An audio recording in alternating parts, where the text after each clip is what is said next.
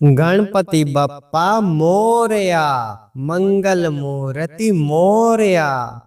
जब भी कोई नए काम की शुरुआत होती है, जब भी किसी संकट का सामना होता है, जब भी मन घबराता है और जीवन अंधकार से घिर जाता है, तो हमेशा एक ही नाम हमें याद आता है, श्री गणेश जी का नाम।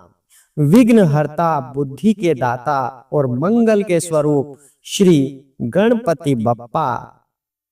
संकष्टी चतुर्थी वो पवित्र अवसर है जब स्वयं गणेश जी पृथ्वी पर अवतार लेते हैं। उनकी आरती से घरों में सुख शांति का वास होता है। उनके दर्शन से दुख दर्द दूर होते हैं और उनकी कथा सुनने से जीवन सफल बन जाता है। आइए आज हम सुनते हैं गणेश चतुर्थी की पौराणिक, दिव्य और रहस्यमय कथा। जय गणेश जी की। जय गणेश जय गणेश जय गणेश देवा। माता जाकी पार्वती पिता महादेवा। श्री गणेशाय नमः। सभी का स्वागत है।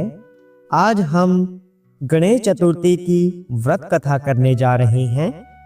यह संकष्टी गणेश चतुर्थी व्रत कथा करने से घर परिवार में आ रही विपदा दूर होती है। कई दिनों से रुके मांगलिक कार्य संपन्न होते हैं तथा भगवान श्री गणेश असीम सुखों की प्राप्ति करवाते हैं। माह की किसी भी चतुर्थी के दिन भगवान श्री गणेश की पूजा के दौरान संकष्टी गणेश चतुर्थी व्रत की कथा पढ़ना अथवा सुनना जरूरी होता है। इससे संबंधित 4 कथाएं प्रचलित हैं। उनमें से एक कथा आज हम करने जा रहे हैं। बड़ा ध्यानपूर्वक श्रवण कीजिएगा।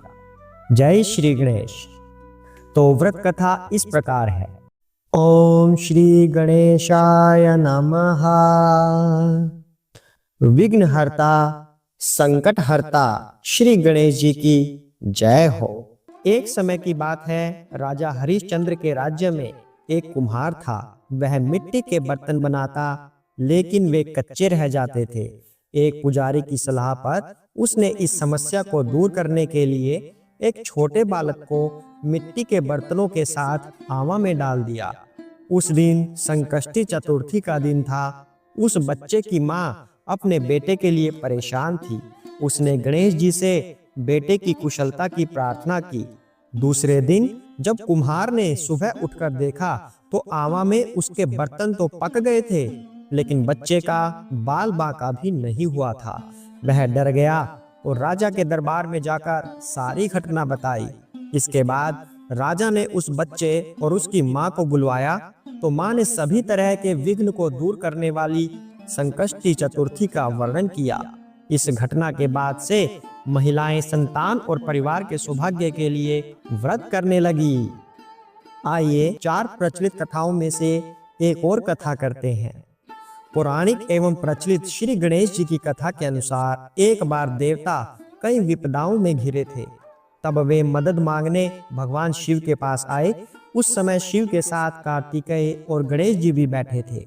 देवताओं की बात सुनकर शिवजी ने कार्तिकेय व गणेश जी से पूछा कि तुम में से कौन देवताओं के कष्टों का निवारण कर सकता है।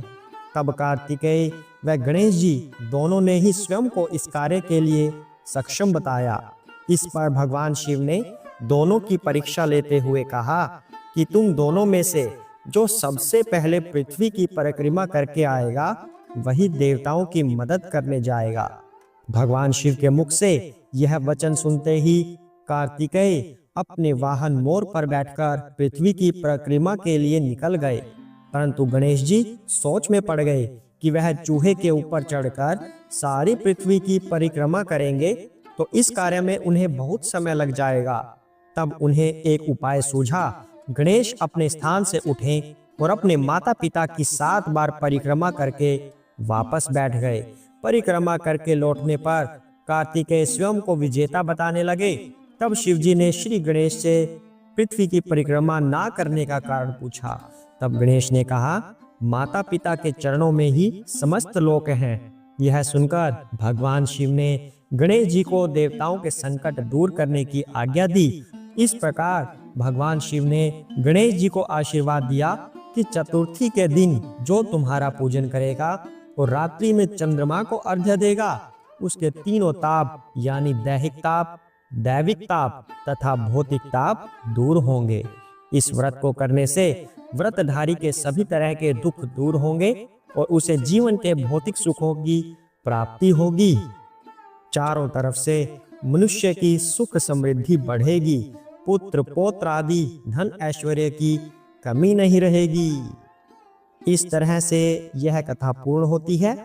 भगवान गणेश से हम प्रार्थना करते हैं कि आप सभी का जीवन खुशमय हो, आप सभी स्वस्थ रहें, आपके बच्चे सलामत रहें, सभी का यह व्रत सफलतापूर्वक पूर्ण हो। जय श्री गणेश। एक समय की बात है कि विष्णु भगवान का विवाह लक्ष्मी जी के साथ निश्चित हो गया। विवाह की तैयारी होने लगी। सभी देवताओं को निमंत्रण भेजे गए, परंतु गणेश जी को निमंत्रण नहीं दिया। कारण जो भी रहा हो, अब भगवान विष्णु की बारात जाने का समय आ गया। सभी देवता अपनी पत्नियों के साथ विवाह समारोह में आए।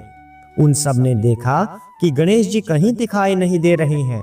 तब वे आपस में चर्चा करने लगे कि क्या गणेश जी को नहीं न्योता है या स्वयं गणेश जी ही नहीं आए हैं। सभी को इस बात पर आश्चर्य होने लगा। तभी सबने विचार किया कि विष्णु भगवान से ही इसका कारण पूछा जाए। विष्णु भगवान से पूछने पर उन्होंने कहा कि हमने गणेश जी के पिता भोलेनाथ महादेव को न्योता भेजा है। यदि गणेश जी अपने पिताजी के साथ आना चाहते तो आ जाते, अलग से न्योता देने की कोई आवश्यकता भी नहीं थी। दूसरी बात यह है कि उनको 1.25 मन मूंग, 1.25 मन चावल, 1.25 मन घी और 1.25 मन लड्डू का भोजन दिन भर में चाहिए। यदि गणेश जी नहीं आएंगे तो कोई बात नहीं, दूसरे के घर जाकर इतना सारा खाना पीना अच्छा भी नहीं लगता। इतनी वार्ता कर ही रहे थे कि किसी ने सुझाव दिया, यदि गणेश जी आ भी जाएं तो उनको द्वारपाल बनाकर बैठा देंगे कि आप घर की याद रखना। आप तो चूहे पर बैठकर धीरे धीरे चलोगे तो बारात से बहुत पीछे रह जाओगे। यह सुझाव भी सबको पसंद आ गया, तो विष्णु भगवान ने भी अपनी सहमति दे दी। होना क्या था कि इतने में गणेश जी वहां आ पहुंचे और उन्हें समझा बुझाकर घर की रखवाली करने बैठा दिया। बारात चल दी। तब नारद जी ने देखा कि गणेश जी तो दरवाजे पर ही बैठे हुए हैं, तो वे गणेश जी के पास गए और रुकने का कारण पूछा। गणेश जी कहने लगे कि विष्णु भगवान ने मेरा बहुत अपमान किया है। नारद जी ने कहा कि आप अपनी मूषक सेना को आगे भेज दें तो वह रास्ता खोद देगी, जिससे उनके वाहन धरती में धंस जाएंगे। तब आपको सम्मान पूर्वक बुलाना पड़ेगा। अब तो गणेश जी ने अपनी मूषक सेना जल्दी से आगे भेज दी और सेना ने जमीन पोली कर दी। तब बारात वहां से जब निकली तो रथों के पहिए धरती में धंस गए। लाख कोशिश करी परंतु पहिए नहीं निकले। सभी ने अपने अपने उपाय किए परंतु पहिए तो नहीं निकले, बल्कि जगह जगह से टूट गए। किसी की समझ में नहीं आ रहा था कि अब क्या किया जाए। तब तो नारद जी ने कहा, आप लोगों ने गणेश जी का अपमान करके अच्छा नहीं किया। यदि उन्हें मना कर लाया जाए तो आपका कार्य सिद्ध हो सकता है और यह संकट टल सकता है। शंकर भगवान ने अपने दूत नंदी को भेजा और वे गणेश जी को लेकर आए। गणेश जी का आदर सम्मान के साथ पूजन किया। तब कहीं रथ के पहिए निकले। अब रथ के पहिए निकल तो गए परंतु वे टूट फूट गए, तो उन्हें सुधारे कौन। पास के खेत में खाती काम कर रहा था, उसे बुलाया गया। खाती अपना कार्य करने के पहले श्री गणेशाय नमः कहकर गणेश जी की वंदना मन ही मन करने लगा। देखते ही देखते खाती ने सभी पहियों को ठीक कर दिया। तब खाती कहने लगा कि हे देवताओं, आपने सर्वप्रथम गणेश जी को नहीं मनाया होगा और न ही उनकी पूजन की होगी, इसीलिए तो आपके साथ यह संकट आया है। हम तो मूर्ख अज्ञानी हैं, फिर भी पहले गणेश जी को पूजते हैं, उनका ध्यान करते हैं। आप लोग तो देवतागण हैं, फिर भी आप गणेश जी को कैसे भूल गए? अब आप लोग भगवान श्री गणेश जी की जय बोलकर जाएं तो आपके सब काम बन जाएंगे और कोई संकट भी नहीं आएगा। ऐसा कहते हुए बारात वहां से चल दी और विष्णु भगवान का लक्ष्मी जी के साथ विवाह संपन्न करा के सभी सकुशल घर लौट आए। हे गणेश जी महाराज, आपने विष्णु जी को जैसो कारज सारियो ऐसो कारज सबको सिद्ध कर जो। बोलो गजानन भगवान की जय हो। तो यह थी संकष्टी चतुर्थी की व्रत कथा। आशा करते हैं आपको यह कथा पसंद आई होगी। यदि आपको यह कथा पसंद आई है तो चैनल को सब्सक्राइब करना बिल्कुल मत भूलिएगा। हो सकता है आपके लिए यह कार्य अत्यंत महत्वपूर्ण ना हो, पर आपके ऐसा करने से हमें प्रोत्साहन मिलता है। वैदिक प्रचार करने के लिए हम ये कथाएं आपके समक्ष लाते हैं। अगर आपको लगता है कि हम वैदिक प्रचार का सही तरीके से पालन कर रहे हैं तो कृपया कथाओं को शेयर करना मत भूलिएगा और लाइक पर भी अवश्य ही प्रेस कर दीजिएगा, क्योंकि आपके ऐसा करने से यह कथा अनेक भक्त जनों तक अपने आप ही पहुंच जाएगी। इससे हमें वैदिक प्रचार में सहायता मिलती है। हरे कृष्णा।